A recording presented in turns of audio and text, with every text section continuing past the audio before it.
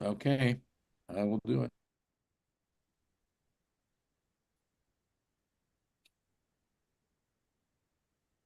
Hey, everybody, this is Harvey Sluggo Wasserman back for the 181st Green Grassroots Emergency Election Protection Coalition Zoom call.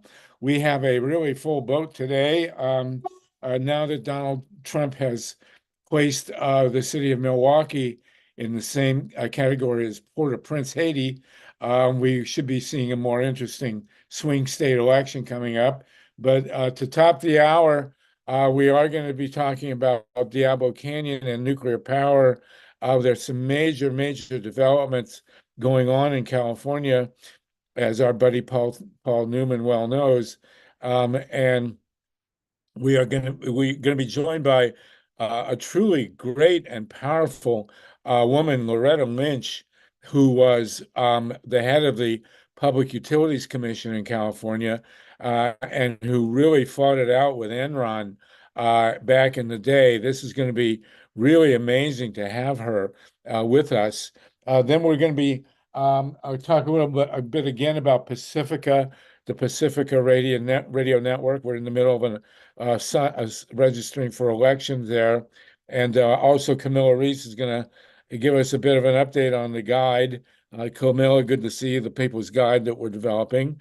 And in the second hour, we're going to be joined by Kenneth Stern, who is a professor at Bard College and who's been with the Leonard Peltier case for decades.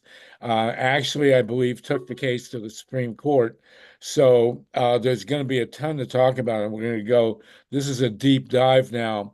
The battle over Diablo Canyon has become really very immediate, and our chances have been vastly improved now that Newsom went groveling back to the legislature for another 400 million. TATANKA BRICCA, did you want to say something real quick? Is that Can you take on Linda Seeley at 2:45, or does it have to be in the second hour? No, she's good. We want her on the Okay, first. she's going to come on about 2:45. She has about that 15 minutes. Well, I danced till 2:45, so that's good. That's good timing. Okay, Oh, all right. I'll let her know. Thanks. you're too young for that rock and roll reference. I did want to before we get rolling on Diablo Canyon, and then Pacifica um, uh, uh, and then of course to Leonard Peltier. I did want to get Wendi Lederman. Wendi, you gave us a hair-raising report from the dictatorship of Florida about a lot of things that Der Fuhrer there, Ron DeSantis, has been doing. Do you want to give us a quick update from deepest, darkest Floridastan? Sure, Floridastan, I like that. Satan town, Dementedville. Go Thank for you. it. So, thanks. So, yeah, I mean, there was a slew of bills that were vetoed last week. The budget was passed, and there were a lot of things that the legislature allocated for, including I think it was like 70 million or something. He cut $1 billion from public funding. And I think it was like 70 million went to arts and education. He did a lot of like token funding, like he gave teachers raises, but it only equals to about like $125 like a week or a month or something, but it's still like way below what the national average is for teachers pay. And it cut all kinds of projects for school, like rebuilding for their just having like what they need for a physical place to be that's safe, and all kinds of other like infrastructure projects for a bunch of different counties. And a lot of the pet projects were for like GOP legislature, like their roads and their like projects that they wanted to have for their constituencies, like Republican counties, they got cut as well.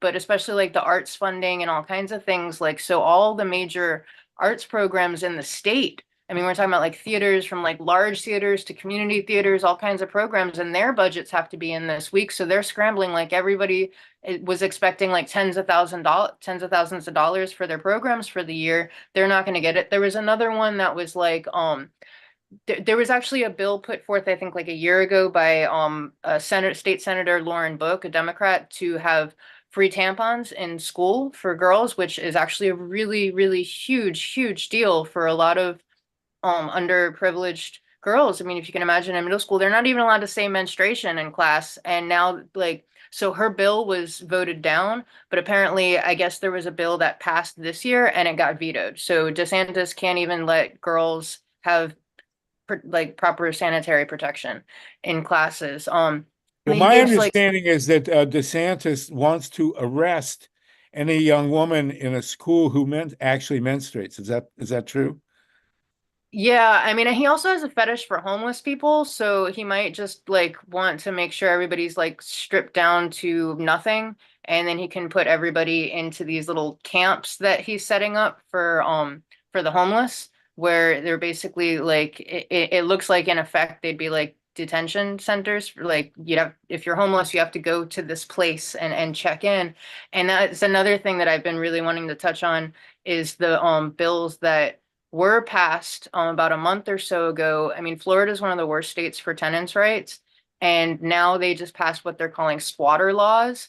And I mean, I'm devastated because I know firsthand what this is going to create for people that are just struggling to pay rent, like good tenants that are otherwise in good standing. It's just making it a lot easier that like you can just sign an affidavit if you have an eviction. Like you don't have to go through the procedure where like the tenant gets to at least plead their case and say this is what happened. Maybe there were like some negligence and nuisances that weren't abated. Like I had a broken toilet for months and got evicted and sued because I didn't have a toilet or hot water. And so now the landlords can just go file an affidavit and the sheriff will come and forcibly remove you from your home. There were some programs set up that were supposed to mediate like prior to eviction, and then the funding for that just got cut within these budgets for a lot of counties as well. So I mean it's like, and what's scary is that this is the model that they want to do everywhere else. I mean, it's like death by a thousand cuts. I mean, you create the situation for everyone to fall between the cracks. I mean, either physically, like through their living situation, their circumstances, their ability to feed their family, their ability to work, to get to work. We don't have transportation, our infrastructure sucks, everything's flooded and it's sewage. And like any kind of climate change bills that want to, or ordinances that want to be passed locally, they're all getting preempted. He did fund some stuff for the Everglades, but I think it's to make it look like, because our right to clean water for 2026 is starting again, that ballot initiative. So I think that by funding little programs here, it's like, oh, well, we don't really need that. That's going to hurt our economy. So it's all these little things to just create fascism, essentially, and deplete everything of the commons, anything that is like necessary to the quality, well-being in your life, in your community, in your state. I mean, it's just getting taken over by billionaires. And it's happening. It's not just the Republicans. I mean, it's the corrupt versus integrity. And so I'm excited. Yeah, so I'm excited. I'm going to try to get this guy JC Planis on, and he's running for supervisor of election in Miami-Dade, and that could be a turn of a tide. He was a state representative, and he was a Republican. And then after the election debacle with the MAGA denial of the election results, he switched parties to Democrat, and now he's running for supervisor of elections in Miami.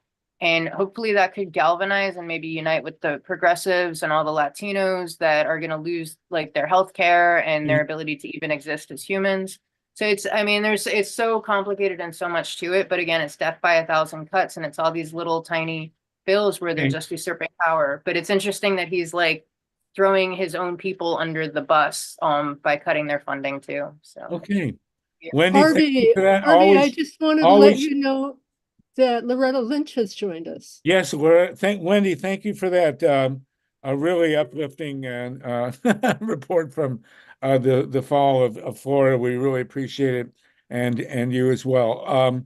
We are joining Loretta Lynch. Glad to have you with us.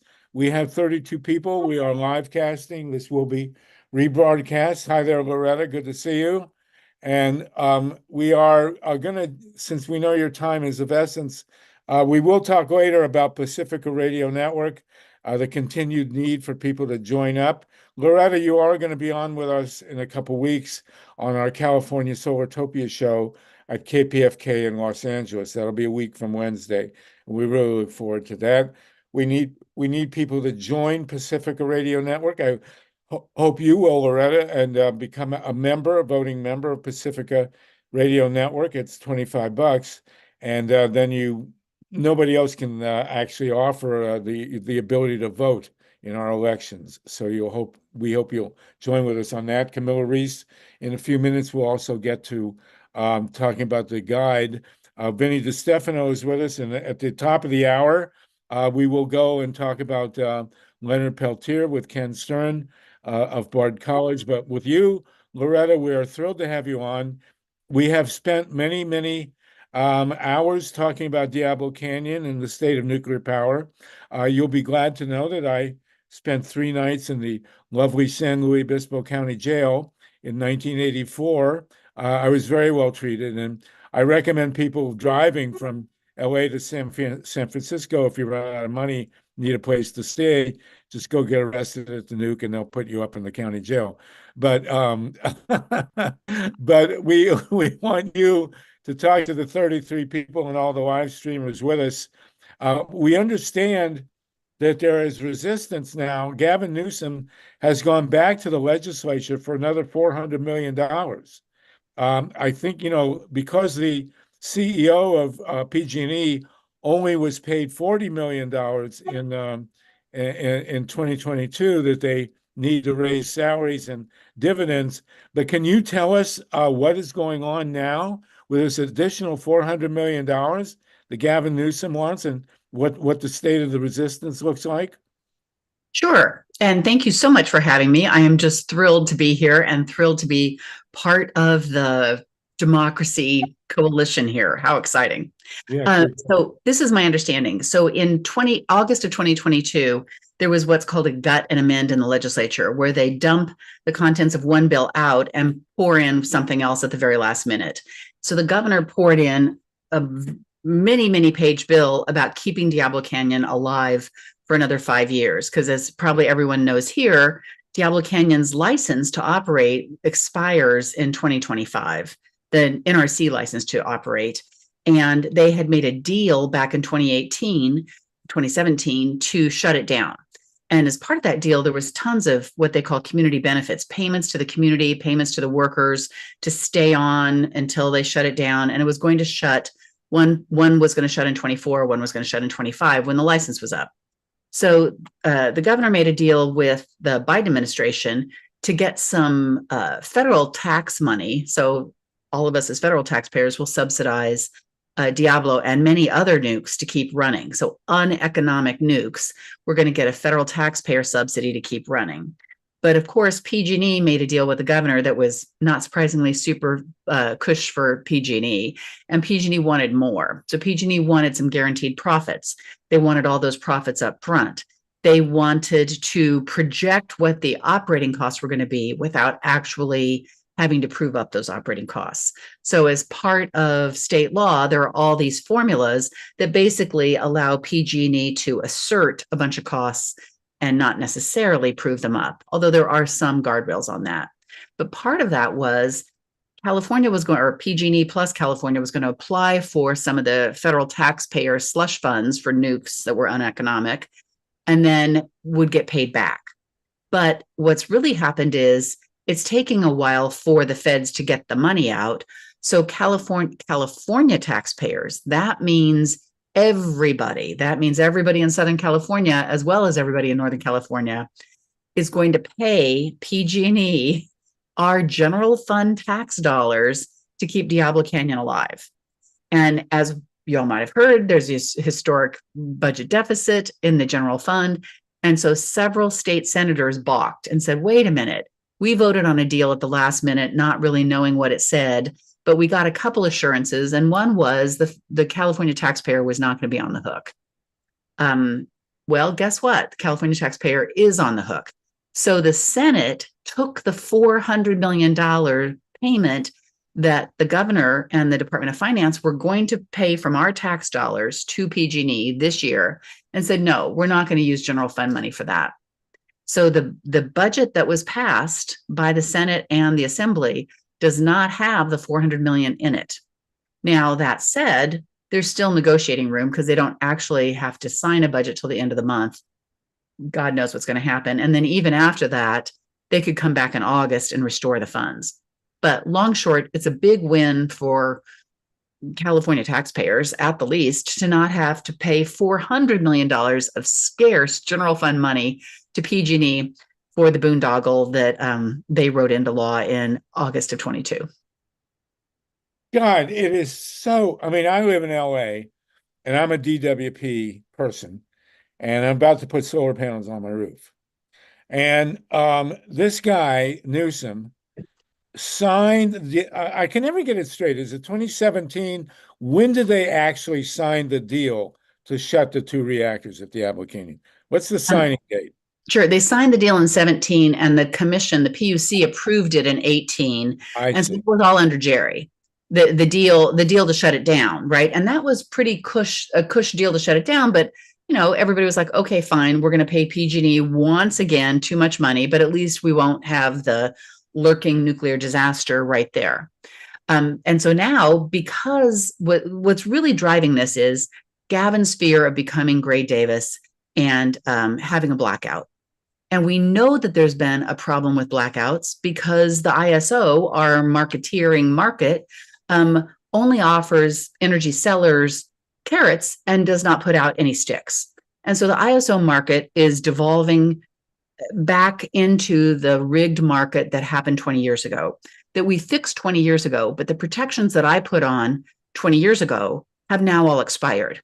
So instead of putting some more sticks in the mix and having some guardrails in the market, they don't. They just feed them carrots, which is one of the reasons our bills are all going up, except for LADWP that doesn't participate in the ISO market. And so instead of fixing the market and ensuring we have the power we've already contracted for, the governor says, well, we got to keep Diablo on and have all the money, all the power we've already contracted for, as well as Diablo. But the difference here is everybody's going to pay for that extra 5 years, even though people in Southern California aren't going to get the benefit of the power. So they're spreading the very expensive bill all around to everybody, regardless of where you live, which is just, it's the first time that California has said, you know, PG&E's costs are going to be paid by Edison and LADWP's ratepayers by order of state law. You know, I can barely refrain from picking up my computer and throwing it across the room. Yeah. I mean, this is just, first of all, I want everybody to understand, Loretta Lynch, who's our guest here, is an important person who in the entire state of California's history in terms of fighting for sane energy. She was head of the California Public Utilities Commission, has been totally staunch, unbuyable, you know, all these years, sticking with it. Where are you right now, Loretta? Who are you working for right now? What are you doing? I live in San Francisco, where I have lived, you know, since I worked on the WENDI campaign in 1990.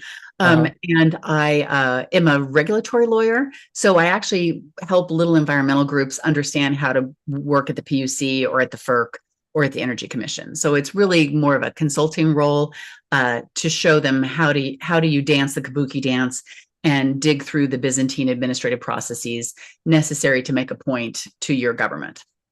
Well, there's nowhere that we could have alongside maybe John Giesman and the guy from Stanford that knows Mark Jacobson. Mark Jacobson, thank you, Myla. Senior moment there, but you know that knows more and has been more powerful.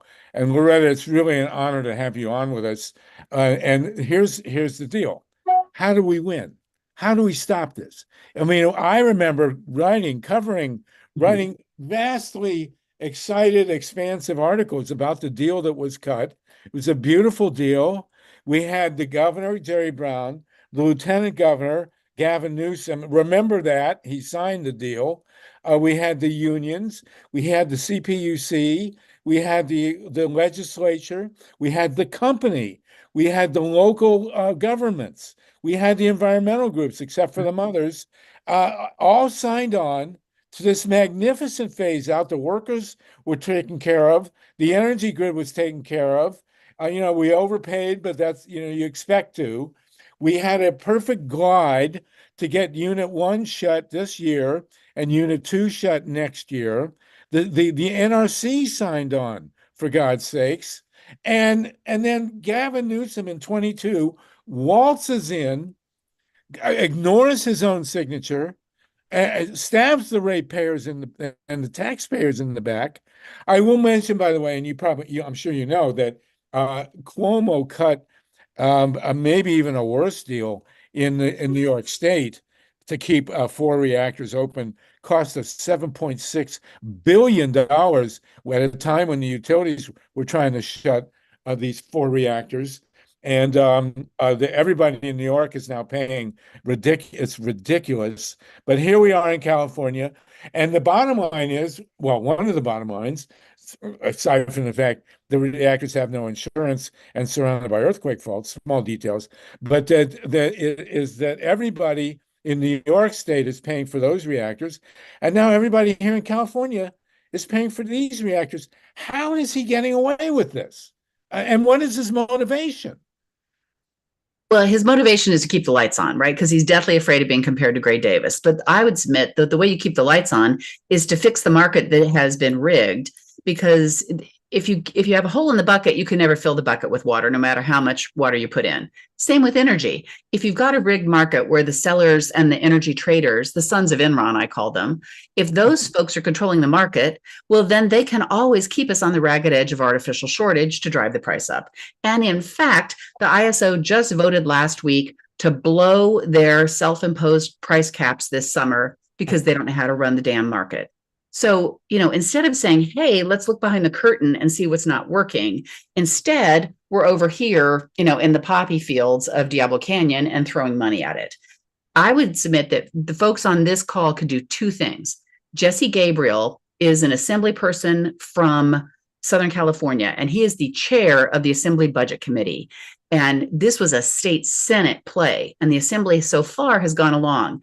But the more you can do to shore Jesse Gabriel up and make sure he understands that this will not be popular with his constituents in Southern California if they don't stick with, don't make the California taxpayer pay $400 million that we shouldn't have to pay during a year where we're cutting poor people's, lunch money. This is crazy. And then Steve Bennett, who you guys probably know, is an assembly person from Ventura County, used to be a Ventura County supervisor until a couple of years ago when he went to the legislature. He's the budget subcommittee chair that deals with the PUC. So Steve Bennett and Jesse Gabriel are Southern California legislators in the Assembly, and they need to be, they need to hear your voices about to stay strong on keeping this $400 million boondoggle, making sure that Southern Californians don't have to pay $400 million of their tax dollars to PG&E. God, it's outrageous. MYLA, did you have a hand? I do. Thank you.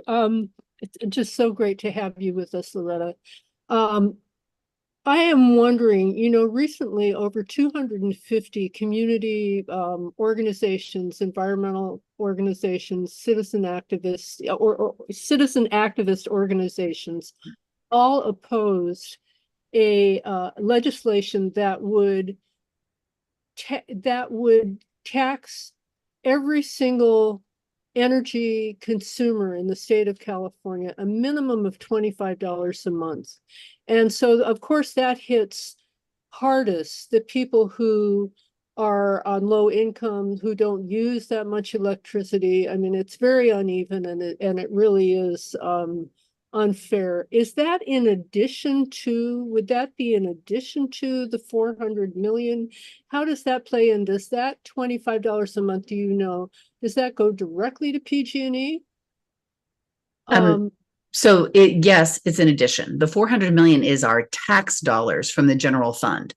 And every Californian who pays taxes will help pay PG&E the 400 million.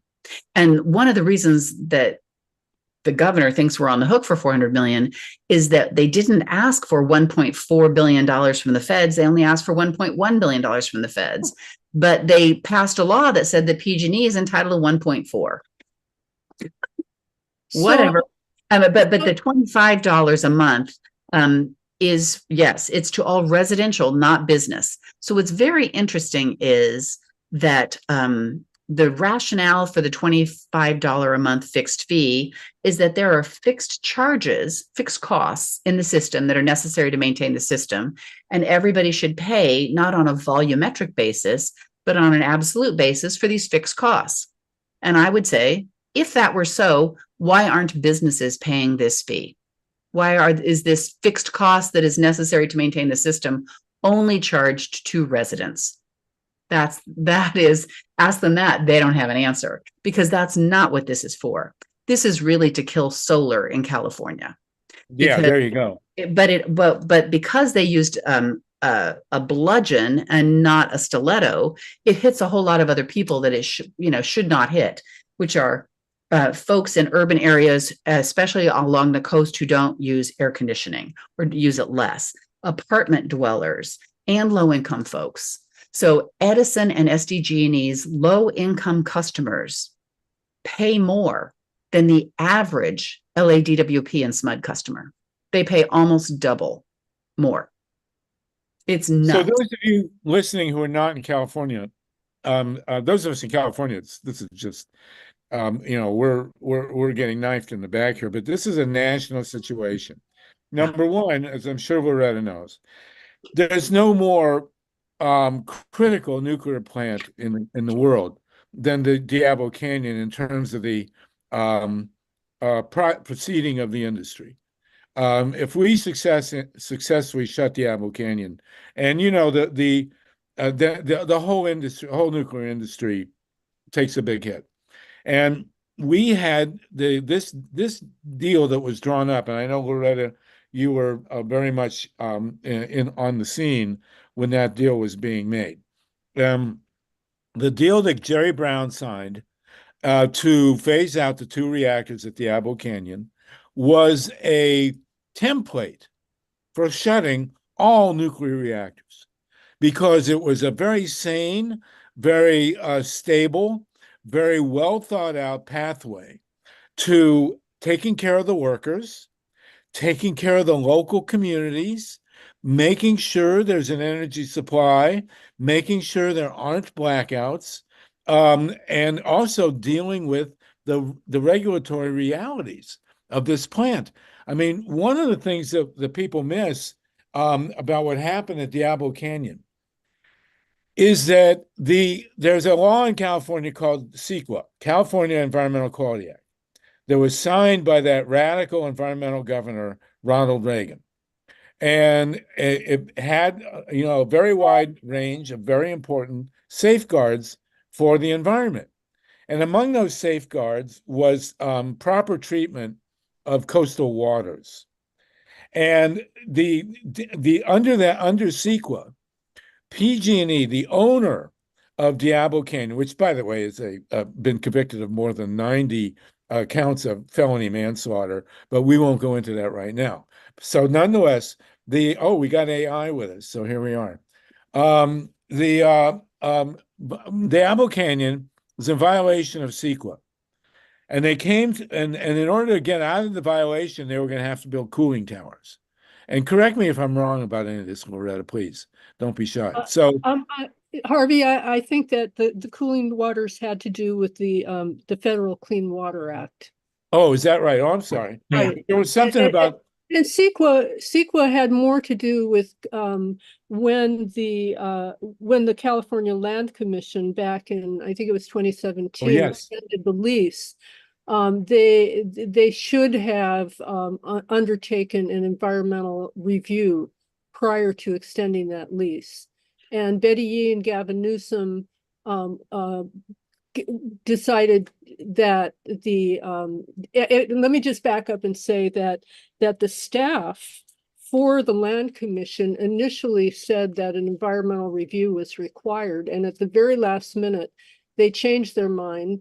I think that they may have been pressured by PG&E and said, oh, that's okay, we can waive the environmental impact review. But ultimately it was the decision of Betty Yee and Gavin Newsom and another individual who I keep forgetting, someone from the finance or something like that. Oh, yeah, he was like, And Betty Yee equated requiring an environmental review with insulting the workers of Diablo. When she announced her decision to waive the environmental review, she said that it would be insulting to the workers to require that review. so the bottom line is that they continue to violate the Clean Water Act. They continue to violate CEQA in other ways. They never built the cooling towers, on the excuse that, oh, the plant's going to shut anyway. And now they still haven't built the cooling towers. They're saying it's another 5 years. We know that's ridiculous. They're going to keep it open, until till it blows up, basically. And here we are.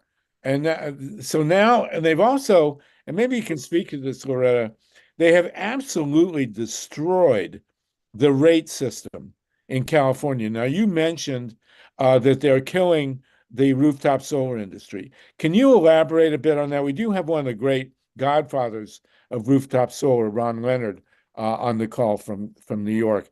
Can you tell us what they have done to the rate structure to undermine rooftop solar in California? Sure. So California law requires the PUC to, after looking at all the facts, set the reimbursement rate for people who have more solar, who generate more solar than they can use, and then, give it back to the grid, cleanest, cheapest power, which is local. So that means less transmission costs because you're basically just selling it to your neighbors through the utility, to set a rate that that will incentivize the growth of the solar industry. But they're basically supposed to look at all the costs and all the benefits from getting this excess solar power when we really need it at peak, and then set a buyback rate that will recognize all the costs and benefits. So what the PUC did instead was they admittedly did not look at all the benefits, and they only looked at all the costs. And then they said, oh my gosh, solar is being subsidized by the rest of the ratepayers. And oh my, it's really being subsidized by low-income ratepayers. So to resolve that inequity, we are going to slash the payment that we allow people who generate excess solar to receive by more than half. And so that meant that a lot of solar systems did not pencil out for either businesses or families. Okay, so that said, that has happened now in California. 3 environmental groups that I have worked with in the past all took the PUC to court saying, hey, wait a minute, you didn't look at all the benefits, and the state law requires you to look at all the benefits. And that question, the California Supreme Court has taken and will be hearing at the end of this year or beginning of next year. And that's great news, because the law is the law, and you can't say, here are some of the benefits and all of the costs, and on that jimmied basis, we are going to slash the reimbursement rates for people who are providing the cleanest, cheapest power to the grid. That's just, can we just say an abomination of administrative agencies, and what leads to people's undermining their trust in government was when government is overtly political and does not do its job. Well, let's say also for people not in California, that the California rooftop solar industry has been one of the great success stories in the entire transition to green energy. Correct me if I'm wrong, Loretta, or anybody else, or MYLA. We had 70,000 people employed in the rooftop solar industry just as installers in California. Is that correct? I actually think it's more. It might be just 70,000 in Southern California. It's one of our burgeoning industries, and it basically just fell off a cliff last year when this new reimbursement came in, because they didn't stop there. It's extraordinary what the PUC and frankly the administration, the Newsom administration, has done in its war on solar power. The other thing that is now working its way to being into the courts, and there is a bill in the California legislature to reverse this wrong-headed decision, is what they call virtual net metering. And that's for schools, for farms, and for businesses that have multiple meters. So let's just take a farm. Every farm in California has a separate electric meter for water pumping, because water pumping is set at a different rate, a different cost than all other electricity. Not surprisingly, the ag guys got a lower cost. So you have 1 meter for water pumping, and then 1 meter for the rest of your farm, or maybe your house, and then your farm, depends. So you can have multiple meters. You can put solar on that farm, and lots of farmers have, and then they generate their own power. The PUC in December just set a new rule saying, oh no, you can have that solar feed 1 and only 1 meter on your property. But if the solar feeds more than 1 meter, we're going to pretend that wasn't your power that you were using. We're going to pretend that was Southern California Edison's power. And we are going to charge you the Southern California Edison rate for the power you produced and sent to the other meters. Oh God. I mean, And so it's so wrongheaded. So think about a community college that has put solar on, 5 of their 15 buildings, and that was enough to basically run the community college. The community college has just been socked with a 6-figure increase in their electric bill because the power they produced is being counted as if Edison produced it and sold it to them. It defies the facts, that's for sure. It's super counterfactual, but it also defies logic, common sense, and I would argue morality. oh my God. I mean, that's beyond highway robbery. Yeah, I mean, I so was it's told- so bad, and the Farm Bureau is so mad that there is a bill, SB 1374 by Josh Becker, that will reverse what's called the VNIM decision, and then the solar industry and the Farm Bureau is probably going to take that to court as well. And But- it's my How can they do that? understanding that legislation has made it through at least one Senate committee. Is that Yes. correct? Is that correct? It That has, and it will be up in front of the Assembly next Wednesday afternoon.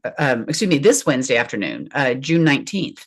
And so what's interesting about that is Cotty Petrie Norris from Irvine, California, is the chair of the Assembly Utilities Committee. And if I were in Southern California, I'd be calling her to say, hey, we need Josh Becker's bill to be voted out of your committee.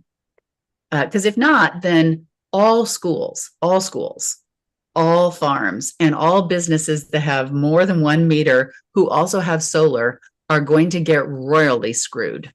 Oh, I can't. Can I ask, I'm sorry, Harvey, for ahead. interrupting, but I really am wondering, and I don't know the answer to this, but can the decimation of the California solar industry be linked to this budget deficit, this reversal in state funds? Is there a link there that this industry is collapsing and our deficit, we went from a surplus to a deficit? Is there a link? I don't know, but I wonder.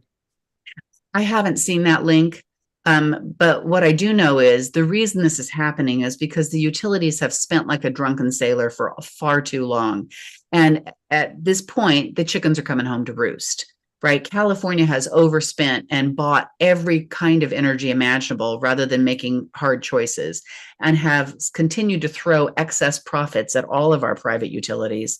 So our private utilities are in the top 10% in the nation in terms of the profit levels they get, and in the bottom 20% in terms of the safety scores they get. It's extraordinary. And so at some point, those costs have to be paid. And so the utilities are desperate to hold on to every single customer and to make us pay for every single kilowatt so that they can spread those excess costs more broadly. God. Well, one other utilities in the country blew up a neighborhood in San Bruno and incinerated 8 people, or burned down the forests of Northern California and killed more than 80. I mean, how many other utilities? And it's still in business, and then got a state law that protects them from liability in the future. Yeah, So like one of the one at reasons we've Diablo got this insurance problem we've got is because the insurance companies are no fool. They read our laws, and they read that in 2019, one of the first laws that the governor pushed through was AB 1054, which exempted the utilities from wildfire liability as long as they got a safety stamp from the PUC. And so all their future fires are paid for by the customer and not by the utility, which it just completely obliterates any incentive they have to clean up their act. So is Gavin Newsom being paid under the table by PG&E? Is that what's going on here? You'd have to ask him. Don't know. I did. He didn't reply. So, all right, let's, Wendy, very quickly, and then Ron Leonard, who's going to broil out in the sun there. Wendy, go ahead, please, with Loretta.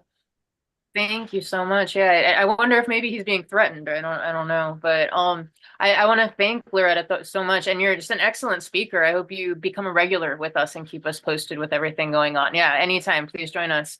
I'm really glad you brought up the angle on net metering because I'm in Florida, I'm in Miami, and so I've in the past reported when we've had some things go on with net metering here, and I look at net metering as extortion and theft. Like, I think it's an absolute consolation as a token to make it look like something's being done when it's literally your property being taken by this monopoly, and you're told what they say they're going to give to you for it.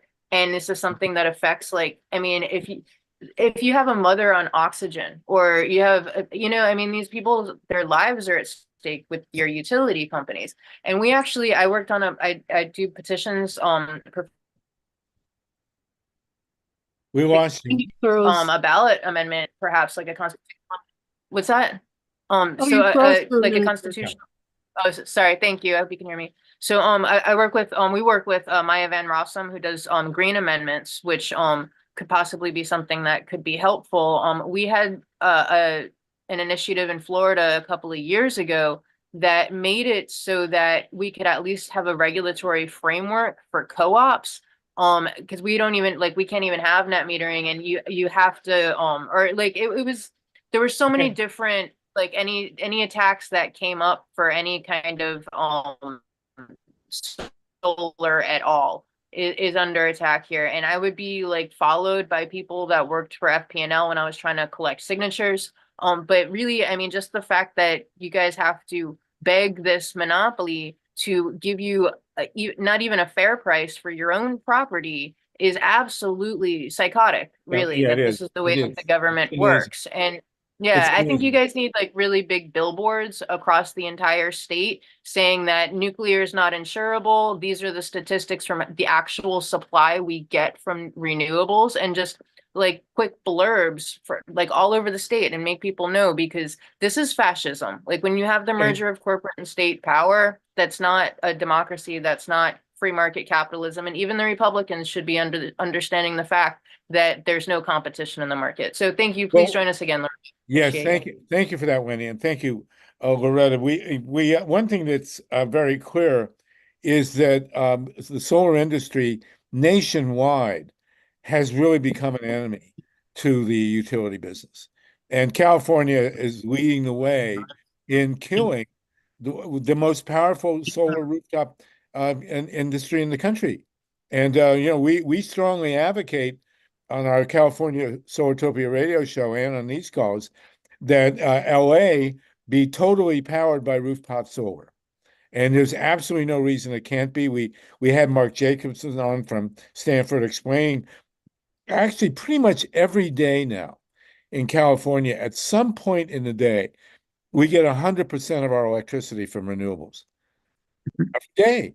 And this must be terrifying to the utility industry. And here's Ron Leonard, somewhere out in the Hamptons, who is a godfather to the industry. We have 40 people listening to you, Loretta, so it's great. Ron, do you want to talk to Loretta Lynch here? Yeah, hey, Loretta, I hope you can hear me. I'm sitting on the beach. It's a tough job, but somebody has to do it.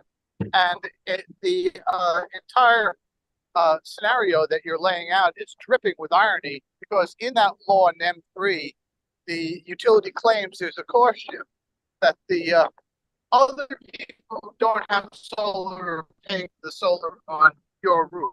Just the opposite. And they also claim that poor people are being hurt by that.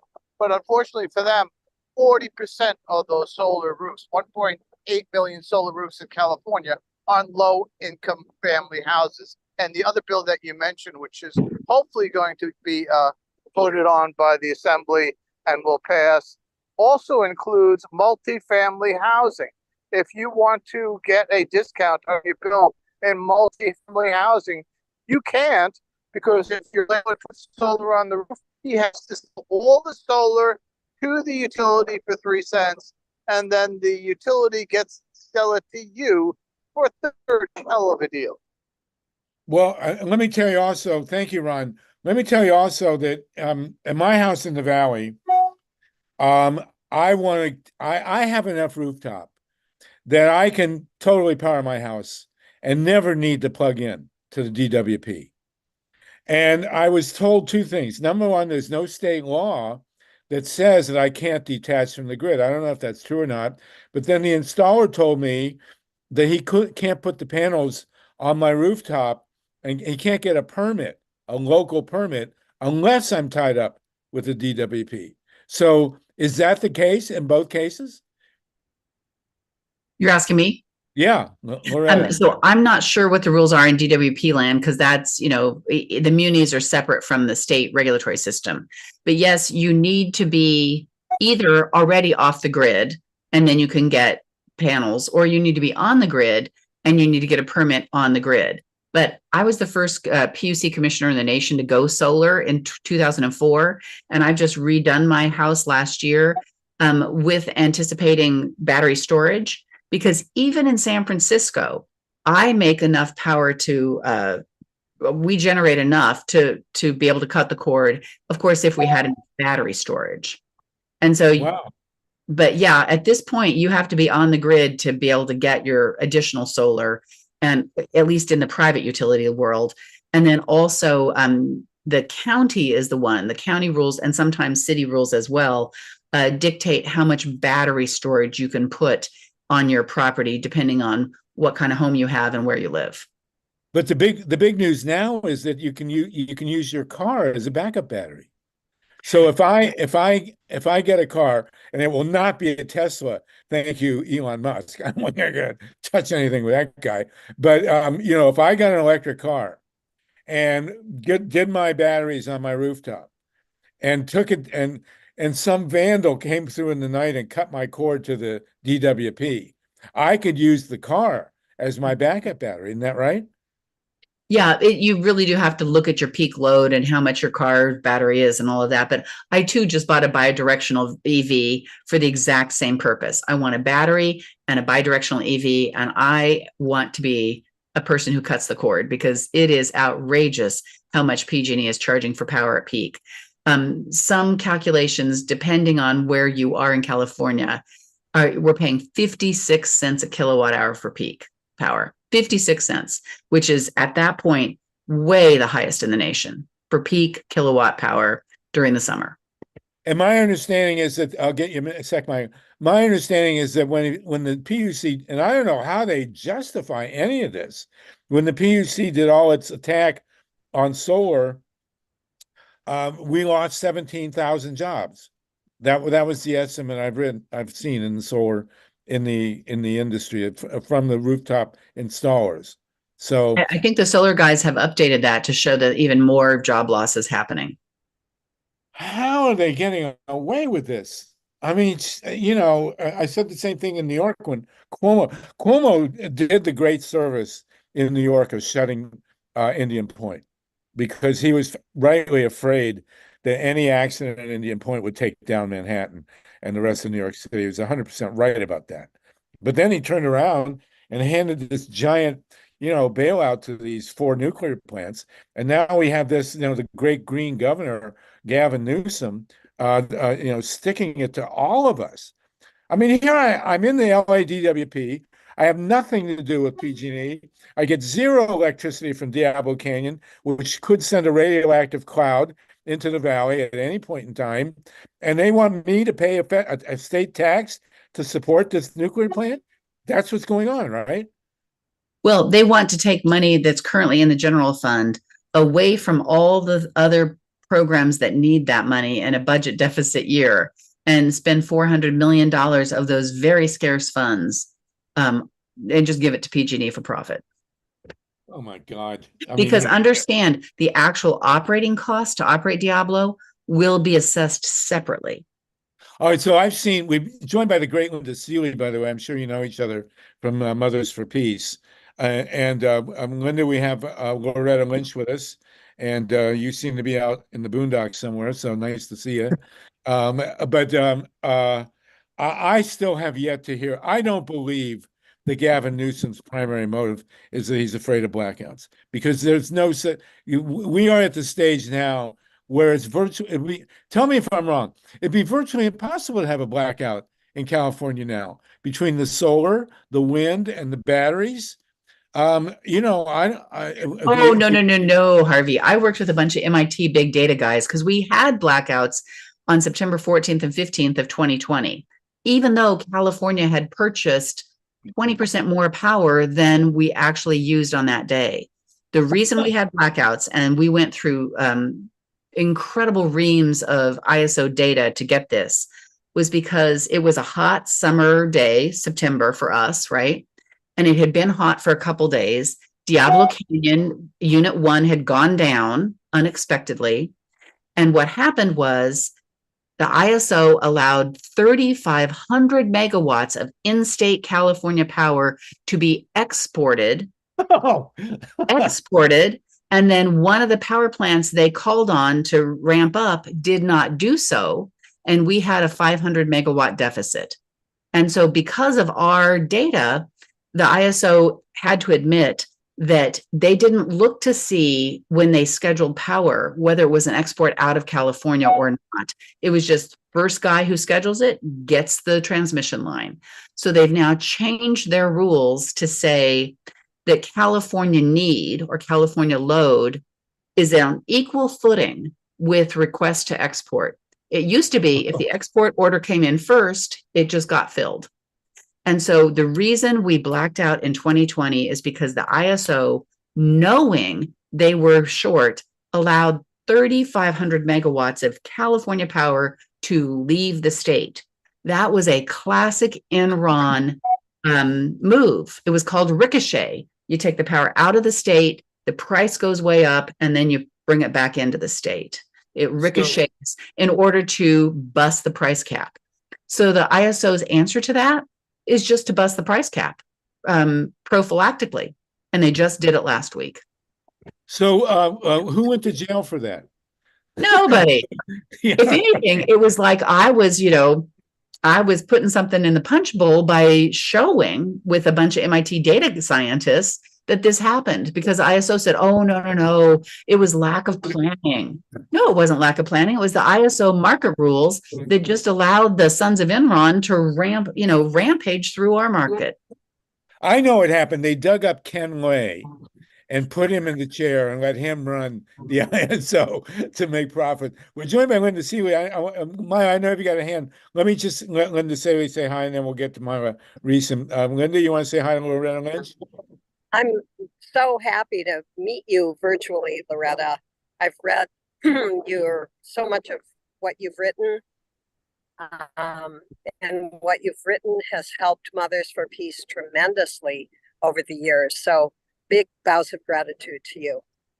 Well, I just want to say Mothers for Peace has been really a beacon of integrity for the entire time that I have been in energy. And so whenever I was in doubt about what to do, I would just read the Mothers for Peace brief. All right, well, let me make a shidduch here. Linda, I know, is in Berkeley a lot, seeing the great Joanna Macy, and you, Loretta, live in San Francisco. So why don't you meet in the middle of the Bay Bridge and have a dinner right there, get it catered or something? But you two should really be in personal touch. So please, in the chat or whatever, let's exchange contacts, because Linda and Loretta, you should definitely be face to face, along with TATANKA, who's down in Morro Bay, and MYLA RESON. MYLA, we're going to have Loretta on our radio show in 2 weeks, but go ahead, please. Oh, thank you so much. And by the way, for the uninitiated, ISO is the independent system operator. And you've just covered a lot of questions that I was going to raise early on. You talked about how Gavin Newsom's justification for keeping Diablo open is that he's afraid of blackouts and brownouts, and so it's reliability that he's afraid that somehow that the reliability is in question without Diablo. And you linked that too early on, and you just went back to it, linking it to extraordinarily bad rules and positions taken by the independent system operator or the ISO. And I'm wondering, how do we have any way of forcing the ISO to adopt rules that will not put reliability into question? Is there some, I know they're independent, so how do we influence the ISO? Well, the good news is after the first energy crisis, we clawed back some power over the ISO because the California ISO is a California nonprofit corporation. So it's a private corporation, but created pursuant to state statute. And it's a California corporation that has California law applied to it. Public Utilities Code section 345.5 requires the ISO to run the grid and its markets to benefit California customers, to ensure California has enough power, to minimize the environmental and health impacts of energy, and to minimize the costs. Now, the ISO does none of that. But the other thing we clawed back and got taken to court repeatedly over until we won was there used to be a 27-member stakeholder board that was just a criminal conspiracy in the making. And we passed a law that changed that to a 5-member board appointed by the governor and confirmed by the state Senate. And so the state rules committee approves the ISO board members. And so we need to make sure that the state senators who are on the rules committee make sure that they don't appoint any more ISO board members until those people agree that they are going to follow California law and have some specific plans to follow California law. Okay, so Basically, we've let this corporation run amok when we actually have control over it. And we spent incredible amounts of time and energy and political capital 20 years ago to regain control to the extent we could under federal law of our markets. Thank you. Unbelievable. TATANKA and then Linda again, please. It's really great having you, Loretta. I look forward to talking to you again, but we've got to integrate this. We've got to win this. I mean, Benny Yee is running for governor, for God's sakes. I mean, more of the same. Why don't you run for governor, for God's sake?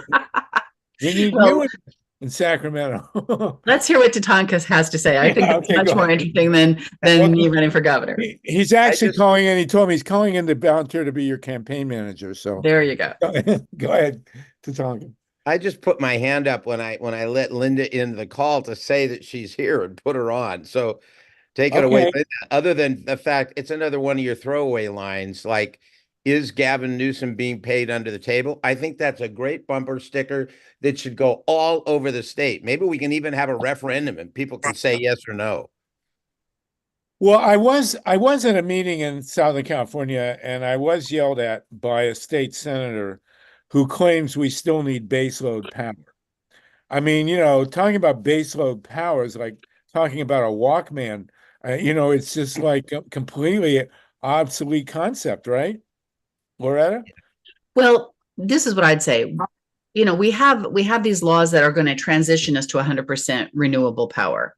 And I'm all for those and have been fighting for them for 20 years.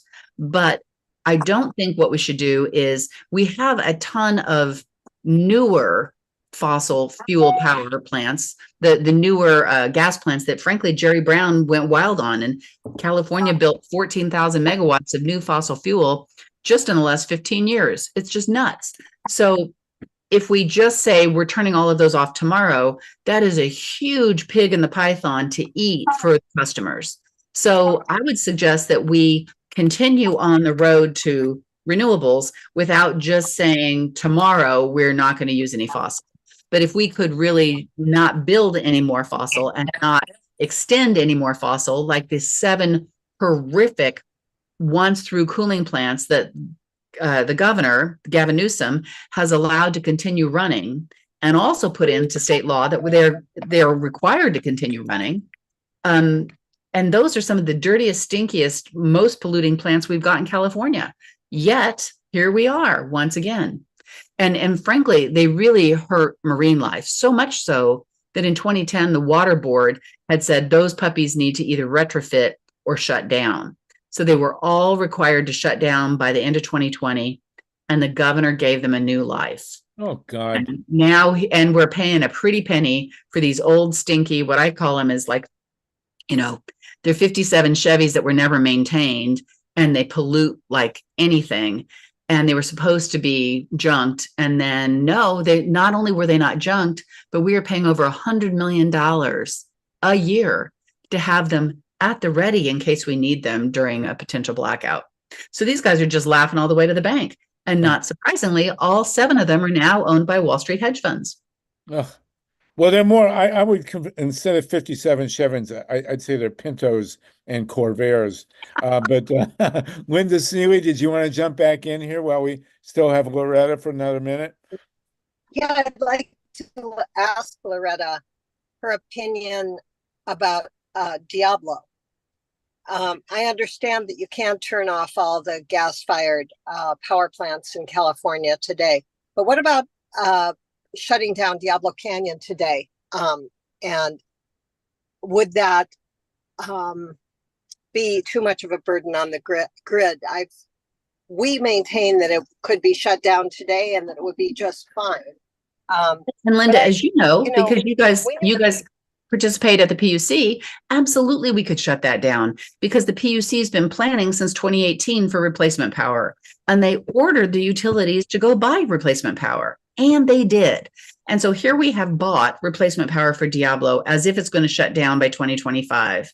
And get this, the PUC in its current integrated resource planning proceeding, which is, do we have enough power this year, next year, the year after, does not consider the continued operation of Diablo past 2025. So the PUC is ordering the utilities to procure as if Diablo is still shutting down in 2025. Thank you.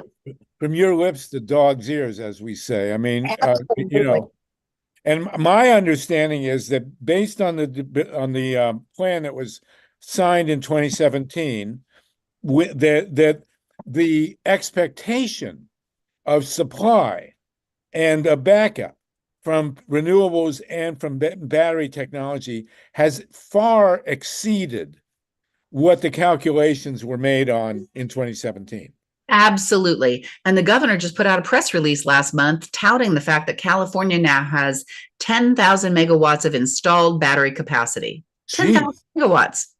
And so, you know, how much power do we have to overbuy before somebody says, who's making money on the power that we bought but aren't using? And that's what's happening. The market, the folks who own the power plants now get that we have overbought by such a high percentage. We are now, by PUC rule, at 125% of need. That means we buy 100% of what we project to need, and then we buy 25% more for every hour of every day, just in case. And so that everybody's making this bet, oh, I'm not going to be needed today. So even though I got paid to be there when needed, I'm going to go sell my power on the market and make double. And that's also sometimes why those power plants don't respond when called, because they already sold that power. So this state senator that was yelling at me about baseload power, and he didn't want to hear anything else. I mean, I didn't have a chance to get a word in to tell him that baseload power is like, you know, it's a completely obsolete concept now. It's just It's not completely obsolete because we already paid for it. So my view is this: we don't want more rate shock in California, where we had the second highest rates in the nation, and we're vying with Hawaii for becoming the first highest or the highest rates in the nation. What we really want to do is transition the stuff we already paid for out. And by the time that's all done, because remember, at this point, we're at 50% renewable. That means at night, we're at 50% not renewable or more, right? So overall, in a 24-hour period, we're still burning plenty of fossil, just FYI. But let's have that on a glide path to zero. So I agree, frankly, that the glide path should be 2035, because it does take a while to get those batteries installed and the solar installed and the wind installed and all the other things installed and Diablo offline. Because I don't consider Diablo Canyon renewable. Talk to all the folks in the Southwest about uranium tailings and uranium mining, and you know it's not renewable. Well, that's just the beginning of the story. The number one thing, it's not insurable. and you know, and hasn't been since 1957 when they passed the Price-Anderson Act and said that in 50 years they'd be fully insured. And then earlier this year, they said you got another 40 years before you have to get insurance. That's 100 years, for God's sakes. Loretta Lynch, you have been magnificent. We still have 46 people with us. This call, we get more people as we go through. We want to have you back. We definitely want you in touch with Linda Seeley face to face. Please do that. Linda, I know you're up seeing Joanna all the time. If you go over to Berkeley, you can meet the great Joanna Macy. And but you have been a real hero in all this. It's fantastic to have you on board. Let's just do our 2 calls, and then we're going to move over to get Ken Stern and talk about Leonard Peltier. But Loretta, make sure you stay in touch with us, please. We're used to winning, by the way. When I started with and Ron Leonard is with us as well. When I started in a small community in Massachusetts, fighting with a group there to fight nuclear power, we had 2 reactors they wanted to build 4 miles from our house. They were never built. We stopped them. And in 1974, Richard Nixon said there'd be 1,000 nuclear reactors in the United States by the year 2000. In the year 2000, there were 104. Now there are 94. And so, you know, I have no doubt that we're going to shut Diablo Canyon in the near future, primarily because of the incredible onslaught of solar and the unexpected. Nobody talked about batteries. You know, no, batteries were never part of the conversation until the last few years. And they alone have changed the whole landscape. So, I mean, we've got the tools. We just got to do it. Steve Caruso and then Ron Leonard, and then we'll let you go, Loretta. We're really grateful. And Linda, if you want to jump in as well, and then we'll go. Yeah. Steve, go ahead. Quick comparison at how gas prices in all liberal states are increased. It's an obvious trend. Somebody's pointed it out. It's a fact. And the same thing with energy all across the board. They've got their grips in us. They're not going to let go until we take their hand and shove it off our physical bodies, literally. So thank you. Thank you, Steve. Ron Leonard, go ahead. Ron? We can't hear you. Oh, we can't hear you, Ron. Okay. There we go.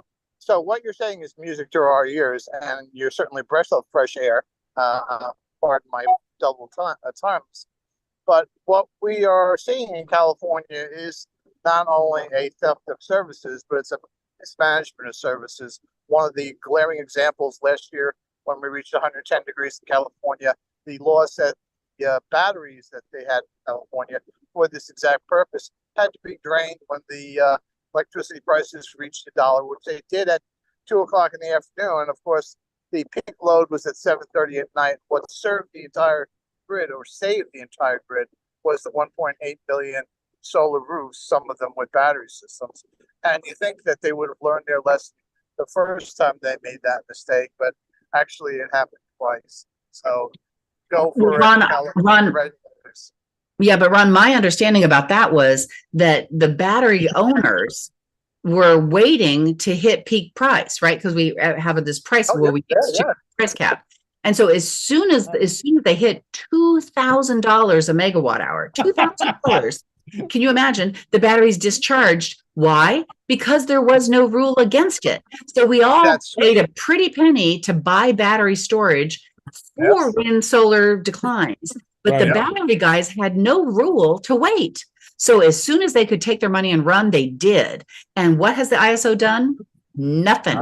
And so what's going to happen this summer? Those batteries are going to discharge as soon as that peak price is hit, and we're going to be left short again because the ISO will not put a stick around their rules. They only feed the energy sellers carrots. And until the ISO creates a market with sticks and not carrots, we will pay and we will be at risk of exactly what happened is the battery guys take me and run, and then they're not available when we thought they were supposed to be. So I have a proposal for you, which is the study that we're doing in other places by Clean Power Research, specifically Mark Perez and his father, Dr. Richard Perez. And the study encompasses a detailed study of the actual grid in California, all the services, routes, historical references, everything. And what we have found in every single place that that study has done is they have figured out with Mark's help how to do 100% renewable energy without having excessive batteries with multiple sources of renewables. And this is peer-reviewed science. They've done it in 10 places around the world, including the New York MISO, which is the longest ISO in the United States, going from Canada to the Gulf of Mexico. And the numbers are in, and they tell a good story. So Ron Leonard, you should also, Loretta and Ron's the real deal here. So you should also be in touch with him. And we want, you know, my dream is to meet Magic Johnson and persuade him to put solar panels on the Dodger Stadium and all the stadiums in LA. Instead of building them out in the desert, you know, they're talking about building. We don't need that. Cover the rooftops on the parking garages, for God's sakes, and on the parking lots. So you know, and I'm waiting to put solar panels on my rooftop and a big neon sign and, you know, stuff it. But you got to remember one thing, Loretta, and we're going to leave on this. The nuclear power industry, which is a very real political force in this country, has a vested interest in not shutting Diablo. And it has nothing to do with rational economics. You know, it has to do with them building the next generation of reactors, which we will stop. And, you know, the last reactor, big reactor in the United States, has opened at Vogtle. They're done, but they do not want Diablo to shut. And it has nothing to do with the economic well-being of the people of California. So do remember that, please. Thank you so much, Loretta Lynch. We're really honored to have you with us. We'll have you back. We'll have you back with Ron and with Mark Jacobson, and maybe with Amory and certainly with Linda. Okay? Sounds fabulous. Thanks for having me, guys. Okay, no nukes. And we'll see you on California Solartopia a week from Wednesday. Sounds perfect. Thanks. Okay, thank you. We got 43 people with us. We're going to now go free. We've solved California's energy problem, and now we're going to go get Leonard Peltier free. We are joined. I want to remind everyone, we're joined by the great Ken Stern there. I assume you're at Bard College somewhere. But actually in Brooklyn, but yeah. Okay. It's on my paycheck. I'm in Brooklyn at the moment. All right. Well, but listen, we want to remind everybody you must become a member of the Pacifica Radio Network. We need you to vote in the upcoming election. And you know, we really have a big plus there. We also have Camilla Reese, who's going to talk to us a bit, hopefully, about the guidebook. But we do have, as promised, Leonard Peltier to talk about here. He just had his first parole board meeting since 2006, I believe, and we're praying that he gets parole. Can you talk to us a bit about that, Ken? Ken, you have a long history with the legalities of the case of Leonard Peltier. What do you know, and what can we do? Sure. Well, first of all, thank you for having me. And I want to give you some back. I mean, I've technically represented Leonard for about a nanosecond in a different case. But I represented people that were coming out of the same experience that led to his incarceration. So that's what I primarily want to talk about, is just giving a sense of why Leonard is in jail and the background to that period of time. You know, I suspect most of the people here remember Wounded Knee or read about Wounded Knee, but the background to it all was that there was attacks by police in Minneapolis in the 60s on basically American Indian folks, and Dennis Banks and Vernon Bellecourt and a few other folks started the American Indian movement that was really to push back against police violence. In Pine Ridge, South Dakota, there was what was called a goon squad. There was a group that was basically elected into office, that was running it like a third world country. There were tons of murders of traditional people, and the traditional folks brought in the American Indian movement to try to remedy the situation. And that came to be the takeover of Wounded Knee, which those of you who recall will remember that it was basically they were bringing in the military. They were under siege for a long period of time until it was ultimately solved. In the aftermath of that, there continued to be a tremendous amount of overt bigotry and terrorism and unsolved murders on the reservation. There were situations where, people were like made to dance in off-reservation towns and killed. It was just absolutely horrible. And there was a situation where Dennis Banks got called in to help with a situation where the mother of one of the people that was killed was shoved down the steps of a courthouse in Custer, and a riot broke out. So ultimately what happened was that Dennis and some others were charged with that riot, and Leonard Peltier and some others were coming and providing security for Dennis and for the others at that trial, because this was a period of time where there were overt death threats against Dennis and others. I don't remember if it was prior to the Custer trial or afterwards, but the chief law enforcement officer of the state, whose name was William Janklow, said the way to deal with people like Dennis and other leaders of the American Indian movement was, quote, put a bullet in their head. They won't bother you anymore. That's the chief law enforcement officer of the state. And it was in that environment where, oddly, there was a couple of agents that were serving a warrant for theft of, if I recall correctly, and I haven't looked at this in a long time, but I think it was theft of cowboy boots, which really isn't under federal jurisdiction. Meanwhile, all these murders were going on, and in the context of that confrontation, two FBI agents were killed, as was an American Indian who was also there by the name of Joe Stuntz.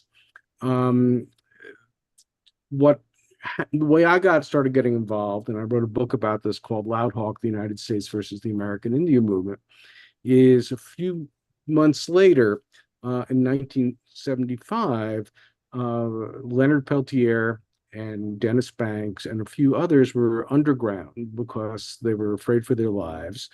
And they were driving in Marlon Brando's motorhome, and they were stopped on the Oregon-Idaho border. And there was a confrontation. Leonard took a shot at an officer, actually, and escaped. Banks escaped. The others were arrested. And the book I wrote was a saga about not only the times on the Pine Ridge, but governmental misconduct, just going fast and loose by the rules, trying to get these guys. They really were going after the American Indian movement. It was time at the end of COINTELPRO, those of you who remember, the government doing, dirty tricks against these folks and so forth. The case that I was involved with ended up going on for 13 years, getting dismissed for governmental misconduct a number of times, and finally fizzled out and resolved very well in 1988. But in the meantime, Leonard, who had escaped, was arrested in Canada. And actually, I sent Harvey some pages from my book, which I'm happy to, if you want to share, about having gone up to that extradition hearing in Vancouver, BC, where Leonard was ultimately extradited to the United States.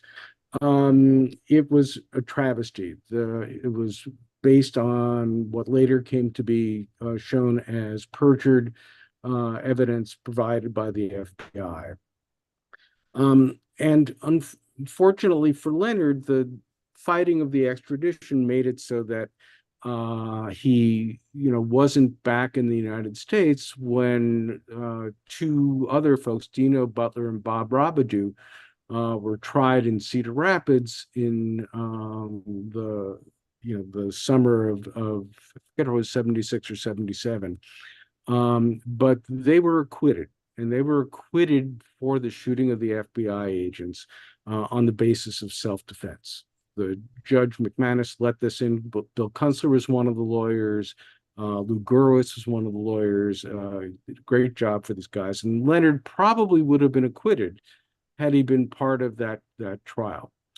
He was ultimately extradited to the United States and had a separate trial. The government was able to get the judge off the case and make it so that the defense that was successful in Dino and Bobby's trial was not allowed to Leonard.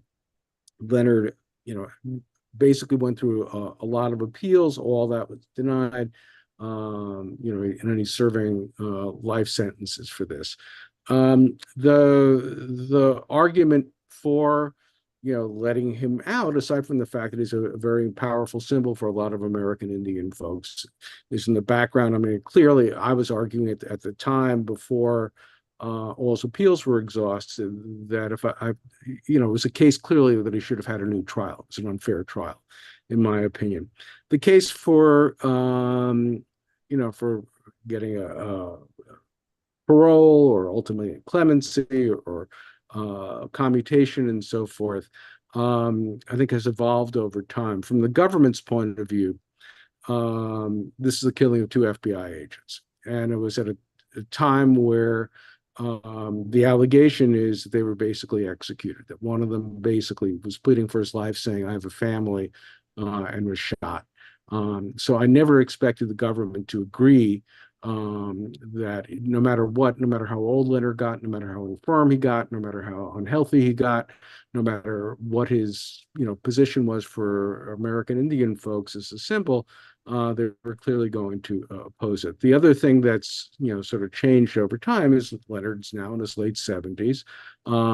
His health is very suspect, so one can make a case for compassionate release. But those are the things that are coming up at the moment around this question. So my understanding is that the families of the 2 FBI agents argued against parole. The FBI director and the Biden administration. Why the Biden administration has to go into a parole hearing and argue against parole for Leonard Peltier is beyond me. But apparently they did. And then there's a whole cacophony of people on his side. Have you seen any of that, Ken? Well, I mean, yeah, I've seen. I'm not surprised the government has, taken the position all along that FBI agents that were killed, and that anybody who does that shouldn't be let out. They've also, I suspect, taken the position, that Leonard clearly hasn't expressed any remorse and so forth. And those are the traditional things that I think go into asking for clemency or parole or so forth. But on the other hand, what I described to you is the background at the time, that to me the trial was ultimately unfair. But the government takes the position, obviously, when it was arguing the appeals and so forth, that whatever unfairness didn't justify overturning the verdict. Man, I find it just hard to believe. I mean, we just had a big murder trial in LA.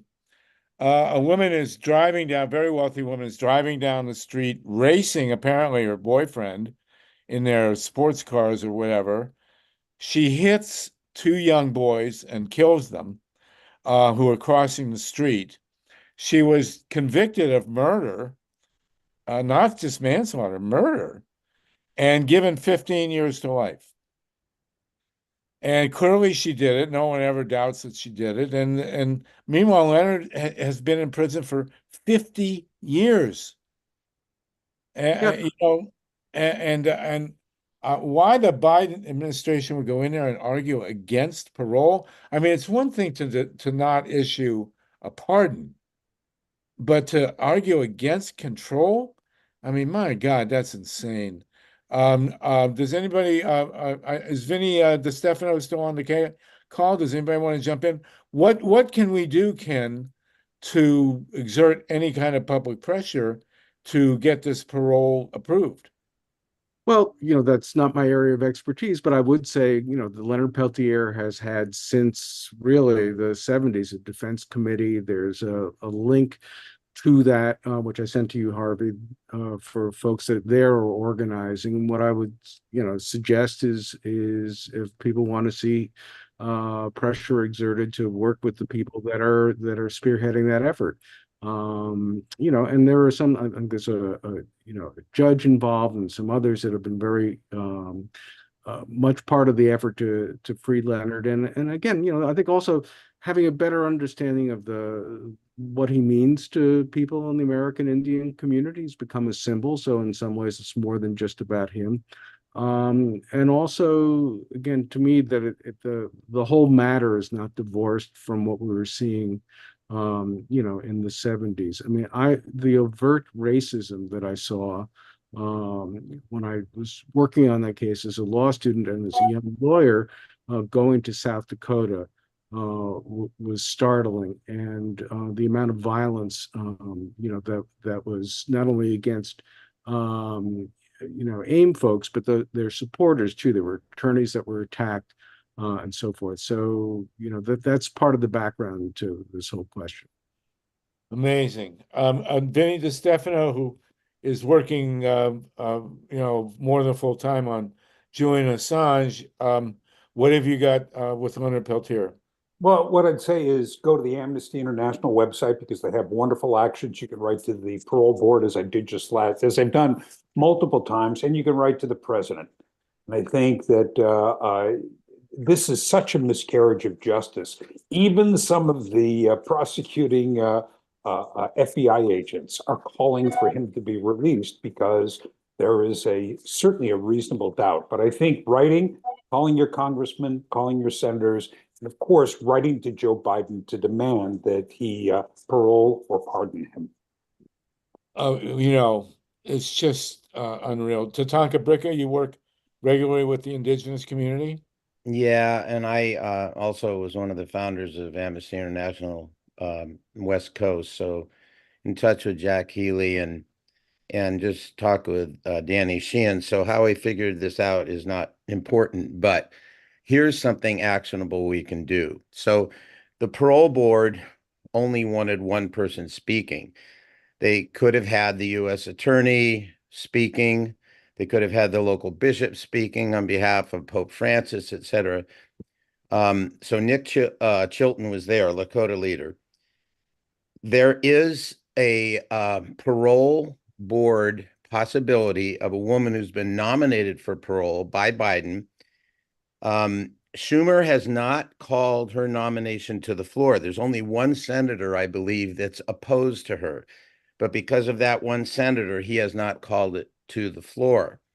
We need people to be in touch with Schumer to encourage him to nominate Onani Carter, O-N-A-N-I Carter, who has been nominated by President Biden. She would be an additional member to the parole board in Florida. She would have an immediate, if it's passed by the Senate, she would have an immediate vote, and she could be a difference maker on the parole board. That is something that we can do. So if anybody in New York who has any contact or any pull or anybody that, we should just have people flood Schumer's phone, but particularly people who know him and say, do this, nominate, be sure to call a voice vote on the floor for Onani Carter to be nominated, who has been nominated by President Board to be an additional member of the parole board. She would be, if she was nominated, she would be that additional member, and it could provide a difference. Very much could provide a difference in the parole board's decision. Now, the parole board, I understand, has a date certain that's coming It's up. in about 2 weeks. I think it's 2 weeks from yesterday. They most of the time take all that time. They don't have to, but most of the time they do. So it's urgent that it be done as soon as possible. But that's an actionable item that, yes, Biden didn't support, but he did nominate her. I don't know if he got pressure, but the point is, this is something that could make a difference. And Schumer needs to get support to do it. I don't know why he isn't doing it just because of this one senator. They take a voice vote and there'll be one against and everybody else for. So that's what we can do. Okay. All right, good. Wendy, For everyone listening on this call, especially Ron, Leonard, you know people in New York. Okay. Well, what a travesty. Well, what a great thing it would be if he gets out. Did you ever meet Leonard Peltier, Ken? Yeah, I did. In preparation for the case, he was the case that I was the lead lawyer in.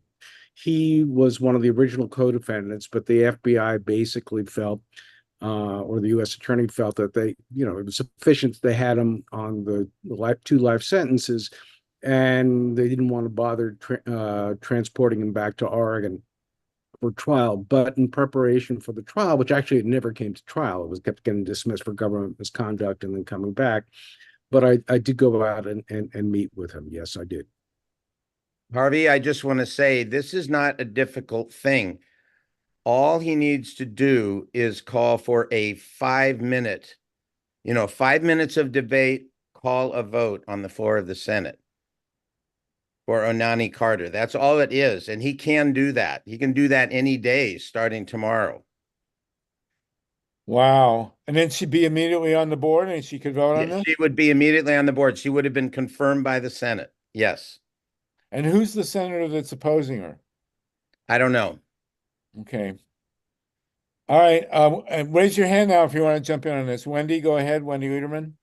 Thank you.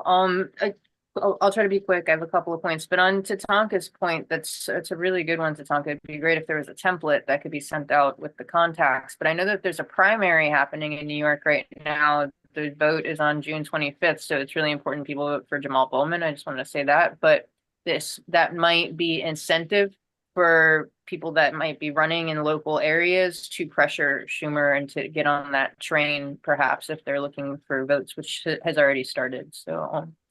So thank you so much, Ken, for this. Thank you. So basically, two questions, I guess, on how they relate to this. One is because I've heard also, maybe it was even Tatanka speak to the fact how this case relates to the treaties and the bindingness of the treaties. So what Leonard actually represents as far as the obligations of the US government.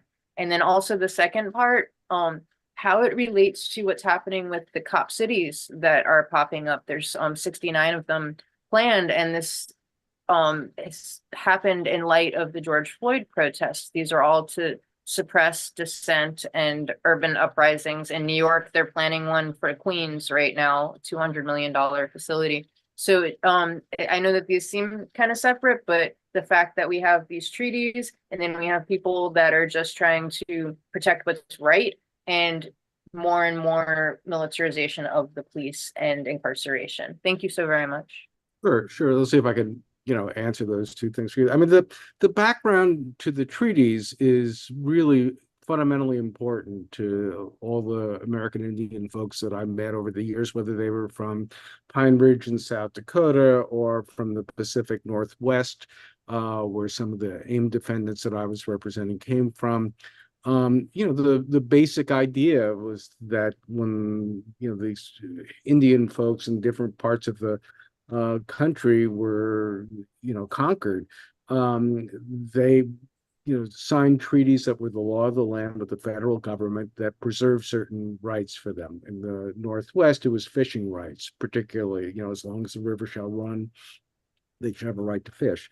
They were, governmental identities, and they saw themselves this way. I mean, the people that I met during that time, and again, I detail this a lot in my book, Loud Hawk, were ones, from like the Onondaga Nation who would travel on Iroquois passports because this was their right to control their own land. So part of the backdrop to the whole AIM issue, whether it was Wounded Knee or the case that I was involved with, and also Leonard and some others, was the question about how the government relates to American Indian folks and who has authority. And in a way that this was, it was a war at a time, especially post-Wounded Knee, where the Indian folks, at least from their point of view, were representing their historic treaty rights and representing it, and resistance from the government that was trying to, suppress them and control them and change the way that they, not only that successfully did they do in the 30s by law to change how they governed themselves, but also to really have a thumb on their religious activities and so forth. So that was a large part of the background to what was happening, in the 70s, and very much part of how the American Indian movement folks saw it. I mean, I chronicle in the book, but one of the things that happened preceding that was American Indian folks, a guy named John Trudell and others, some who were sort of tangentially involved in the same group, took over Alcatraz, you might remember. It was abandoned federal property, was supposed to go back to them and said, we have sovereign rights here. And that was part of the movement coming out of the civil rights movement and really picking up with AIM at the time. In terms of the going after and the militarized things, I mean, that was one of the things that was shocking to me as a young lawyer. And again, I chronicle this in the book, was the militarization of this. I mean, not supposed to use the military for internal things in the United States. I was representing, and I chronicle in the book, a guy named Russ Redner, was one of the co-defendants who actually then later, after the case was over, became the head of Leonard's defense committee for a while. He had been in Vietnam, and he was then at Wounded Knee, and he saw his old commander, pointing guns at him when he was at Wounded Knee. You're not supposed to use the military as a violation of the Classic Comitatus Act. So that was very much a part of the background, the amount of military equipment. And I described that in the book. I saw videos from one of Leonard's lawyers. It looked like they were invading a country with, crate after crate after crate after crate after crate after heavy ammunition. And there were tons of murders that were not solved. And one of the things that people forget is that on that horrible day when Kohler and Williams died, and Leonard was, convicted, and Dino and Bobby were acquitted, Joe Stuntz also was killed. Nobody's ever been held accountable, for that. I knew his widow, I met his kids, and that part of justice has never been achieved. Wow, amazing. Lynn Feinerman, you've got a hand, and then Ruth Strauss. Thank you for that, Wendy. Yes, hi. I may not have been listening carefully enough, Ken, but I was curious about why Leonard wasn't included in the case that was counseled by Kunstler, and if he had been, was that the one in which he was being tried for the deaths of the FBI agents?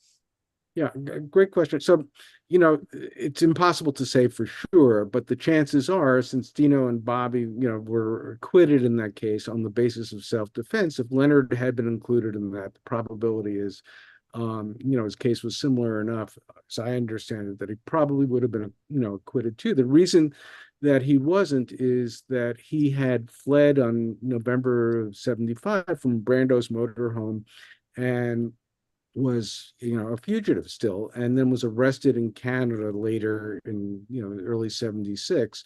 So when that case was proceeding to trial, he was not in the jurisdiction of the United States. He was in Canada. He was fighting extradition. I chronicled that aspect in the book, the extradition hearing. So when the trial took place, he wasn't there. And then when he was extradited, he was tried separately. But again, changed judges. The defense was not allowed that had been allowed before. And in my view, those things probably had an effect. And then, of course, the background, it doesn't matter in a sense, but it does matter in another sense that his extradition was based on perjured testimony. Jesus. Linda, does that answer your question? Ruth Strauss and then James Starkwolf. Okay, Ruth Strauss, did you have something? And then James, and then TATANKA. Yeah, I have two little announcements, but before that, I wanted to get straight.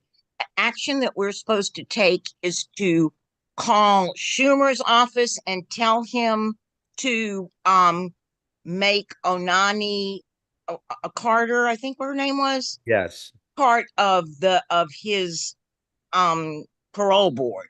She's been Senate parole board. Yes, she's been nominated by President Biden to be a new member of the parole board in Florida. Okay, great. Okay, so two things. This has been wonderful. Thank you. And I don't mean to distract from this at all, but there are two things that I wanted to announce. One is that there is a protest at Raytheon, and the whole defense industry, which is located in El Segundo in California, Los Angeles, 1950 Imperial Boulevard. There's a protest on Saturday, June 22nd from 2 to 6. And the kids that gave the presentation at the Harriet Tubman House were, if anybody has any doubt about young people activism, they gave a stunning presentation of the cost of each of these bombs, devices, airplanes, fighter jets, etc. And side by side with the salaries of the CEOs. It was really great. But anyway, that's a protest on Saturday, 1950 Imperial Boulevard, 2 p.m. The other thing is tomorrow at 3:30 Pacific time, Brave New Films is doing a film that we can watch online, which is called Suppressed and Sabotaged, and it's in conjunction with Black Votes Matter. Brave New Films is great, but the thing that drives me nuts about them is they only want to release their films when you will have a showing at your home. And most of the time you can't watch them online, but tomorrow is a chance to watch something online. So if you're interested, it's at 3:30. Go to Brave New Films. Thanks for everything. Thank you, Ruth. Much appreciated. James Starkwell and then Tatanka. James, let's get you unmuted here. Hold on, James, you're not unmuted. I should. Steve or He's froze up. Let's see if he can come back. Froze up on us, James. There you go. You should be good. Hello, this is James Starkwell. Can I still speak? Yes, go. Hi, I got muted there at the very end. Counselor, because I was in federal court for oral arguments on the case against Dennis Banks, and if I remember correctly, it was transporting a bomb across state lines. And if you would go in just to detail a little bit how much the Justice Department, what lengths they went to against American Indian movement to explain that it took the government about 5 years to reverse engineer how to make a bomb out of a motorhome. Yeah, well, thanks. I mean, it was, again, there's a lot of detail that's fascinating to me that I had the advantage of being a young lawyer and then learning and meeting folks and then, shepherding the case for 13 years as the lead counsel at the end. But basically, what was astounding, to me was the level that the government went to try to get these folks, the vendetta that they had. I mean, if this had been a normal criminal case where these are, quote, ordinary bank robbers or something, they would have approached it quite differently. But they spied on people. They, one of the backdrops to the case that I was in was the Dennis Banks, Russell Means Wounded Knee case, where the government actually planted an informant in the defense committee that was going to the meetings with the lawyers. And that was exposed. I remember Bill Kunstler, Bill Kunstler was the reason I went to law school. I watched him in the Chicago conspiracy trials. I was a teenager, and I thought this is a really important type of law to practice.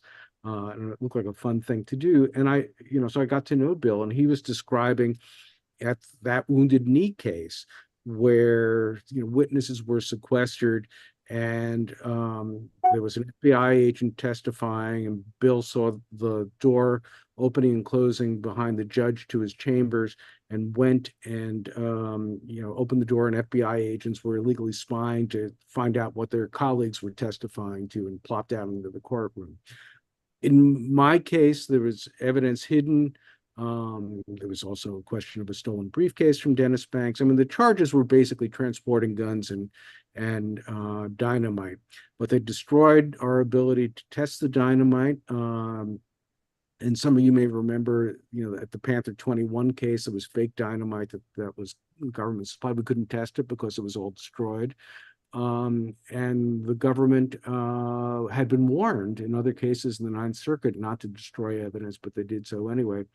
And there came a time where, in one of the dismissals, I actually got an affidavit from the bank's means trial judge, Fred Nichols, that talked about how the government would never play fair with these defendants. I mean, again, I produced the whole thing in the book, but it's a startling document from a federal judge saying, look, these guys appeared in front of me all the time, the FBI agents, the U.S. attorneys, and I knew them to be honorable people in the most instances. But in this type of case, they were lying, they were cheating, and that was the backdrop, to the government going after the American Indian movement at the time, and partly explains again why Leonard had a different result at the end of the day than Dino and Bobby. So, but I'm happy if people want to email me more questions. And the book is called Loud Hawk: United States versus the American Indian Movement. You can probably get it used for 10 cents on Amazon, but it goes in great detail about the times, what was happening on Pine Ridge, what was happening in the Pacific Northwest. I mean, we all forget that some of the fishing rights struggles really predated parts of the civil rights struggle. Before Rosa Parks, there were folks getting shot at in the Pacific Northwest for using their treaty rights to fish. And so that was part of the background to all what was happening in the 70s too. Amazing, amazing stuff. We're talking with Ken Stern, professor at Bard College. Ken, what is the name of your book and how can people get it? It's called Loud Hawk, and the subtitle is The United States versus the American Indian Movement. That's great. So I assume it's on Amazon. That shouldn't. We don't like to plug Amazon, so it's the University of Oklahoma Press, and there you go. You could buy it from Powell's in Portland, other places as well. All right, very good. Thank you, Ken. TATANKA BRICCA, and we are going to go to Camilla Reese at the top of the hour or before, talk a little bit more about the guide, and also to revisit the need for people to join Pacifica now. The deadline is fast approaching. We need you to sign up at pacifica.org, put in your $25 and become a member as opposed to a donation, and then you get to vote. And we need your votes. And one of the product of the voting at Pacifica is that TATANKA BRICCA is the chair of the KPFK board. Mr. Chairman, what have you got for us? Oh, wait, you're muted. Wait. Come on, there you go. Okay. Okay, thank you. Everyone who isn't a member, yes, become a member and vote. This is our Grassroots, the oldest non-commercial station in the country, since 1949. And KPFK is really, really important. So I'm responding. First, thank you, Ken, for being on the call. It's wonderful hearing from you. And I wanted to go back to the two questions Wendy asked about. First, about treaty rights. Article 6 of the Constitution basically says the U.S. Constitution is the law of the land. All treaty rights of Native people in the United States are constitutional laws, and every single one of them has been violated. So that's just a statement, okay? And it goes to the Cop City situation. I really think what's going on is kind of a preemptive battle. You remember the way that South Africa changed was with the whole divestment movement, and universities are at the heart of that. And I think they're basically militarizing campuses, not letting people in from the community that are no danger, and letting people in that are a danger, is to preempt any movement like that from happening. That's just my opinion. In terms of the motivation on amnesty, I really think there is a code of conduct, that really came into play around J. Edgar Hoover. It's a code, right or wrong. Whenever any FBI person is murdered, like, no amnesty. It doesn't matter whether at a certain point, whether they did it or they didn't do it. And it reminds me of the code of conduct I heard when I was with some friends making a film around called Protest Nation. And we were at the Democratic and Republican convention, and I met with more than one person whose job at each of those conventions was they were in the protection business. They were protecting an asset, they called them, who was a very, very important person, to make sure that person was secure. And I asked them about their work. They said, one thing you have to know, my job is protection of that person. And, you know, I got out of Blackwater. They were low paying. I'm at the highest paying group. I will tell you one thing, whatever I have to do to protect that asset, I will never be held accountable for legally. That's all he said. But I think the fear in the FBI is it's like anything, trying to change fundamentally the national security apparatus, is just the fear of all the information and all the times that the FBI has been involved in things like this illegally and immorally and unconstitutionally. So they're just holding the line to make sure that no matter what happens to one FBI agent, no one will, the FBI can never be wrong. So I think that's what's going on there. But if we get that person on the parole board, things will change. Leonard will get out, which he should. They also don't want someone who is a symbol of everything that's best about the resistance of the American Indian movement to complete extermination on Turtle Island. Thank you. Just a question for you, because again, I know nothing about how the parole board mechanism works, but since they had the hearing, even if the person that you want to gets on, she wouldn't have heard the evidence. So, would they rehear it with having a new person, or just I don't know how that works. I'm not an expert on that. I just know what we need to do, and that's an actionable item that I think could make a difference. That's all I can say. Okay. MYLA RESON, you want to It's a question I had as well, but I don't know the answer to it. And I suspect that part of the FBI's take on this is also that it's, from their point of view, it's part of their family. That's right. It's a family. It was a family matter, and the deaths were pretty gruesome. Again, they're just looking at the narrow thing, not the wide thing. So I never thought that the FBI would ever be in a position to ask for Leonard to do anything other than die in prison. The one thing that I think has changed from the last time he was up for parole is that he's older, and that he's not in good health, and he's not going to live for a long time. And there's a compassionate aspect of this that perhaps there wasn't before. I don't think it's going to change the FBI's perception, but it may change others. MYLA RESON? Thank you. The places that you can hear about Leonard Peltier regularly are on the 5 Pacifica radio stations.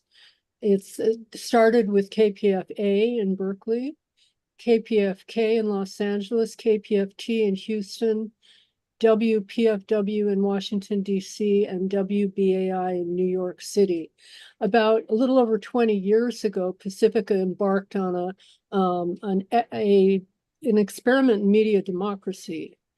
And by joining one of the 5 Pacifica stations nearest you, you can become a voting member to vote for your local station board. And it's really important to do that before June 30th.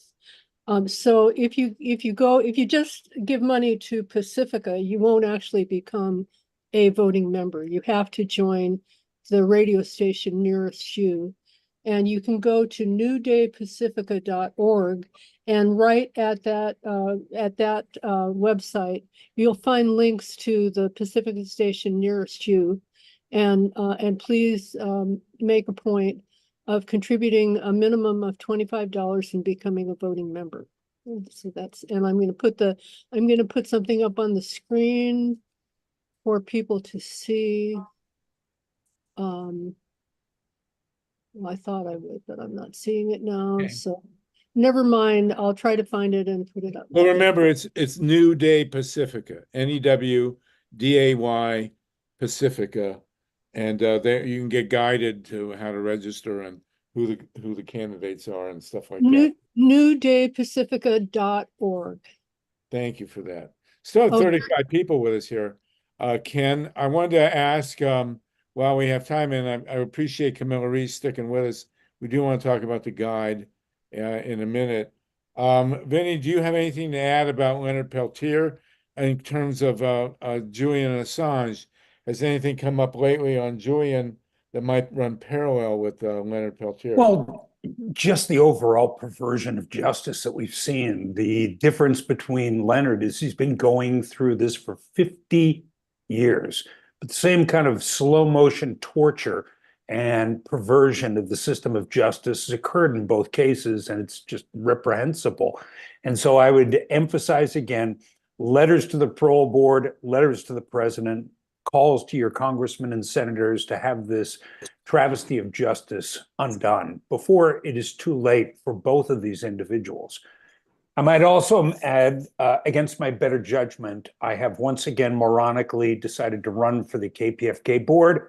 I blame MYLA and Harvey for this both. I will never forgive you. Oh, yeah, no, but you got to remember that TATANKA is now the chair of the KPFK board. And Yeah.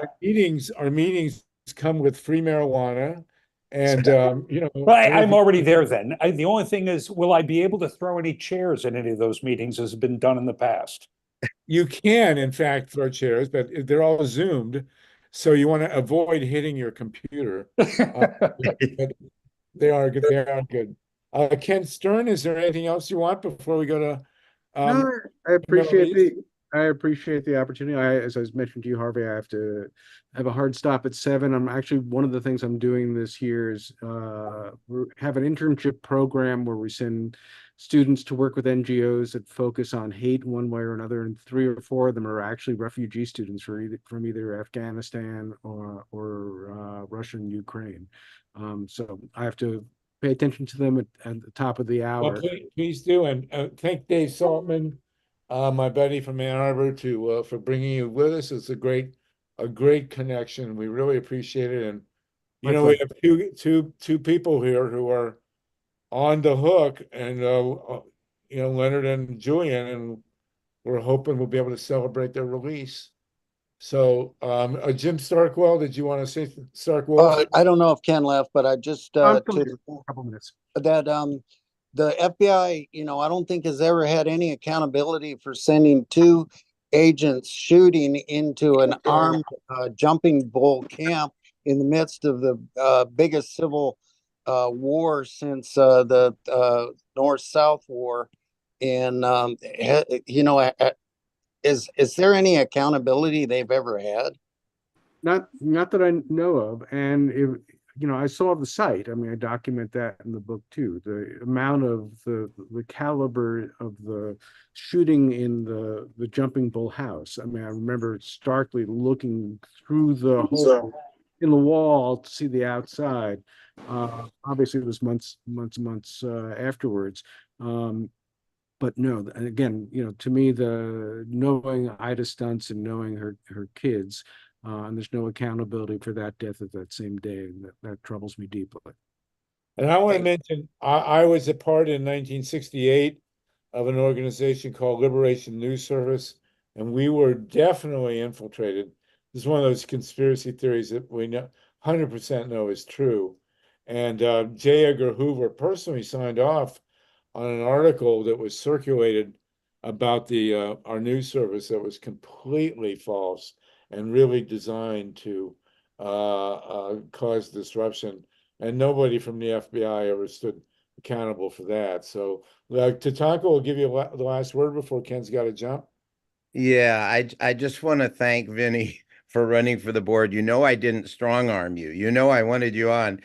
But one of the things that we're learning how to do is to speak respectfully, even when we feel like throwing chairs. And I know you do that very, very well. And I'm welcome you on boards, because once we start, despite our points of view, having that ultimate, underlying respect, there's a lot of things that are going to change for the better in our local station. And Ken, Stern, I want to thank you again. We'll hope you. Well, pleasure. listen, if Leonard, God willing, gets paroled, you'll be back on for the party. Thank you, Ken. Thank you very, very much Take care. for the work you're doing. Thank you. All right, thank you, everybody. Let's take Hey, it. Harvey, only conspiracy if you can't prove it's true. No, there are conspiracies. They're real. I'll take your word on that, Ron. No, But it is true. That's the problem. It's no longer a conspiracy. I Harvey, want to are know you who gonna woke do- up Paul Newman, because he It's no looked so longer a peaceful theory. there. You Harvey, mean are you going to theory, do the Ron? unthinkable and actually end by 4 o'clock? no. Unbelievable. We have Camilla Reese for us. Oh, okay. Camilla Reese is going to give us a quick All right. look. The The sky is not falling. All is well. Okay. And we will resume on Thursday. Those of you who are on the Thursday meetings to talk about this, getting the guide finally done. But Camilla has gratefully jumped in. Camilla, you want to give us an update on the guide? Yeah, well, Andrea Miller's team have been working hard on the website called The People's Guide. So it's not a hard copy guide, but it's a website. And I've contributed a lot of comments and feedback, and they're being integrated. And I don't think that the screening tool on it yet is really ready. I mean, I played around with it and put in some keywords to see what kind of groups came up. Like I put in healthcare and I got a couple of groups, and, it just really isn't user friendly yet. And so they heard me. And I also think that there's something that needs to be changed on the GREEP website, the donate page, in order to apply to the People's Guide. But otherwise, it's coming along. I can't predict when it'll be final, but soon, I think. All right, wonderful. Well, and Camilla, you've been a real trooper on this. We really appreciate it. And Wendy, you've been a big plus on the guidebook as well. We will not, unfortunately, have our radio show, California Solartopia, on Wednesday. There's a massive production coming out of New York City about that. Thursday, those of us who've been part of the fundraising, we will meet on Thursday. We will not have a GREEP call next Monday, but we will resume our radio show next Wednesday. A week from Wednesday, we'll have another funding call on Thursday, and then 2 weeks from today, we will reconvene for another GREEP Zoom. So we can, Camilla, thank you for that very much. It's 4:01.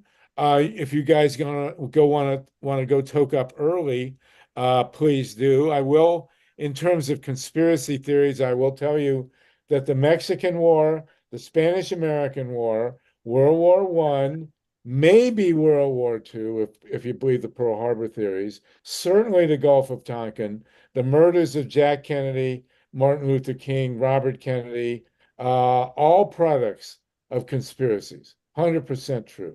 So there you go. And there are plenty more.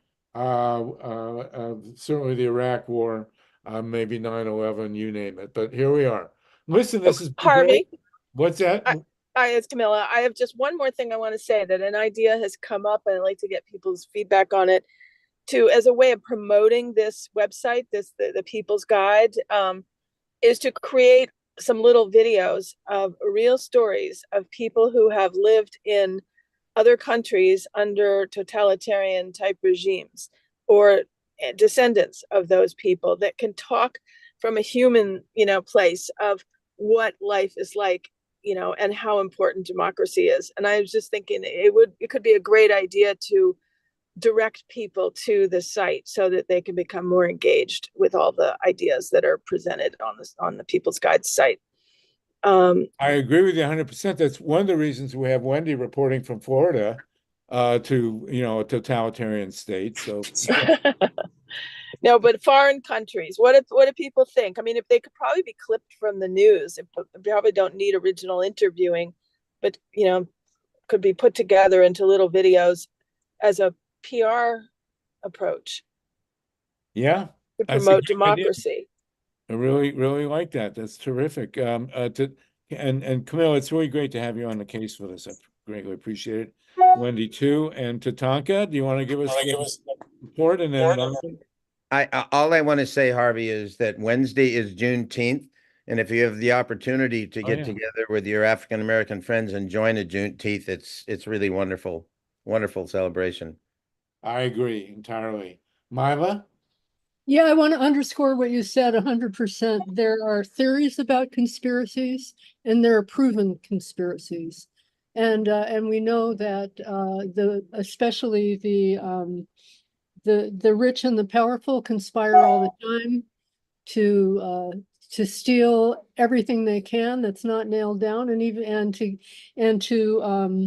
use some kind of instrument to take the bolts and the nails away so that they can steal the rest, including your vote. So anyway, yes, I think somebody said earlier, I think that might have been Ron, that once it's been proven, it's no longer a conspiracy. It's still a conspiracy. It's just been proven. Yeah, and same with keeping Diablo Canyon open, God forbid. Wendy, go ahead from the dictatorship of Florida. Thank you. Floridastan. Floridastan, where the ocean comes to you. Yeah, actually, and it reminds me because I'm in the highest populated Cuban area outside of Cuba. I'm literally like, I walk around, I'm like, solo gringa is like the joke. I'm solo gringa in Hialeah. And it's true. And I'll tell you, like, from what I hear, like, I've literally heard, like, I have a friend from La Ventanita. It's the little window you get your cafecito. He's been to both Cuban jails, and American jails are worse than in Cuba. So in a lot of ways, I mean, that we actually do have, like, I've spoken to people from Colombia that have come here to do work, like artists that do work, and they heard all this wonderful stuff about America, and then they get here and they're like, I'm going back to Colombia. Like, I'm going, because they, like, in practice, it's like, was it George? It might have been George Carlin. George Carlin definitely said that you don't need a formal conspiracy when interests converge. But I think he also said that the American dream only exists because you have to be asleep to believe it. So, like, we're already there in a lot of ways. Like, if you speak to anyone on the ground who, like, doesn't have money for food, like me, so if you could donate, would be awesome, because we don't have any more budget for staff. So if everybody could, like, actually donate so we could keep doing GREEP and I could keep being here and surviving, that would be really great. But there's, like, a lot of situations, like, we have more people in prison than anywhere else on the planet. The conditions are worse than most places. So, like, for a large majority of Americans that are under 50, under a certain income bracket, that didn't get theirs before everything crashed, we're already living it. And it's almost an insult to say, like, oh, if I go somewhere else, then it's like, no, we're here now. And that's part of the reason people don't engage to vote, because they don't think it's going to do anything, because their conditions don't change. And for a lot of people, it's always been like that. It's always been like that. So just to keep that up. And I do want to say, like, I mean it though, like, please donate to GREEP. Like, this is, like, we don't have any more, like, maybe there's people here that can continue to volunteer. I already make less than you could imagine from doing this. It's a labor of love. So if you want us to keep doing, if you want to be able to have these Monday groups and have me participate, like, we need people to at least donate what you can. I'm getting my photography. I was supposed to have photography prints ready already, that if anybody was interested in, but I'm having computer problems. But if you go to Catatomic Images on Instagram, you could follow. That's cat.atomic.images on Instagram. You can follow that, and when I have prints ready, you guys can help support that. And hopefully we'll have some gear for GREEP coming up, or maybe we could have t-shirts and mugs and hats and tote bags, and you guys could support that way as well. But if you want us to keep doing this, please let us know. Thanks. Okay, thank you, everybody. Well, this was a great call. We still have 29 of us going, and we're about to, anybody else want to jump in? This was an amazing call to have Loretta Lynch and Ken Stern talking about Diablo Canyon and Leonard Peltier. Really a big deal. Thank you so much, everybody. We will not be together next week on Monday, but we will in 2 weeks. Hopefully, Camilla will have your plans in place for the guide, and we can start pushing it out there. and I'm gonna go jump in the ocean. So have a great one, everybody. We'll see you in 2 weeks. And those of us working on the guide, see you on Thursday. No nukes. No nukes. Si se puede. Weather warm. All right, Ron, good to see you on the beach there. I know. Tough job. All right. So Take care, it's everybody. no longer